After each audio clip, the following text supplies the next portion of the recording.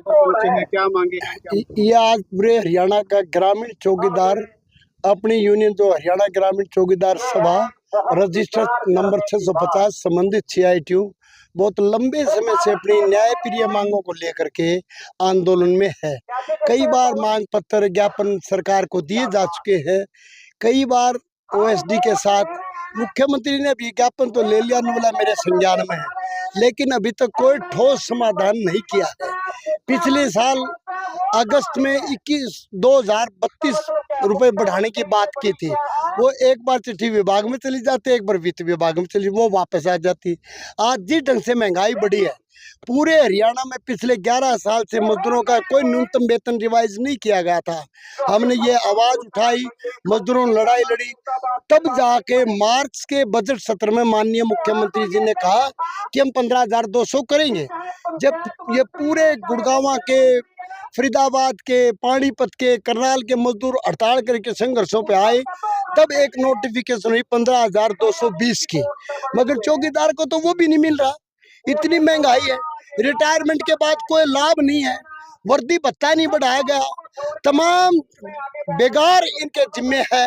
इस सारी स्थिति में बड़ा दुखी होके पानीपत में कन्वेंशन करते हुए आज पूरे हरियाणा का चौकीदार या माननीय मुख्यमंत्री के आवास पे गृह जो क्षेत्र है उनका, उसके ऊपर आए हैं अपनी बात कहने के लिए कि सरकार हमारी मांगों पर सिर्फ ज्ञापन नहीं, सिर्फ संज्ञान नहीं, सिर्फ बात नहीं, ठोस समाधान के हिसाब से बात करे मुख्यमंत्री जी, और मांगों का समाधान करे यूनियन के डेलीगेशन के साथ बातचीत करके।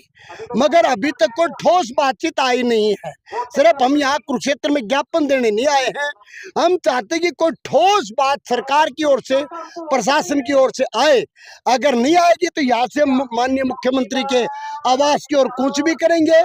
अगर फिर भी कोई समाधान नहीं हुआ तो यूनियन की राज्य कमेटी बैठ के बड़े आंदोलन की तरफ बढ़ेगी।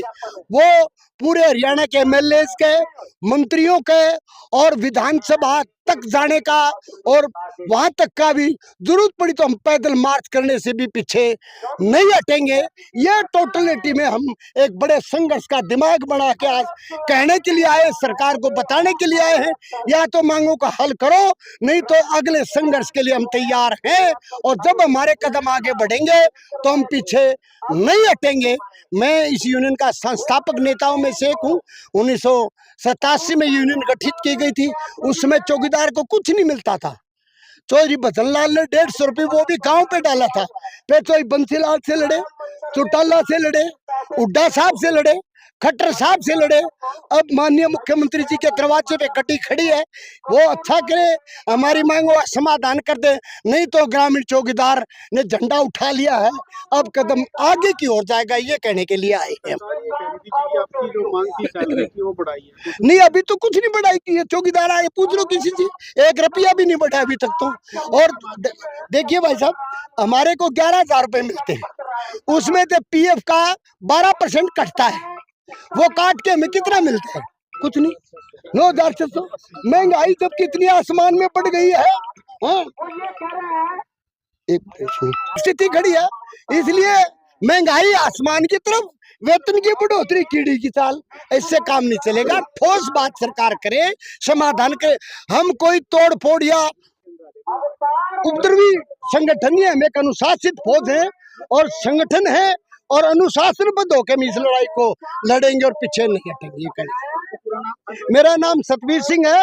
ये अंग्रेज साम्राज्य के समय से 200 साल पुराना गांव का चौकीदार है, जबकि इसको सबसे पहले पक्का करना चाहिए।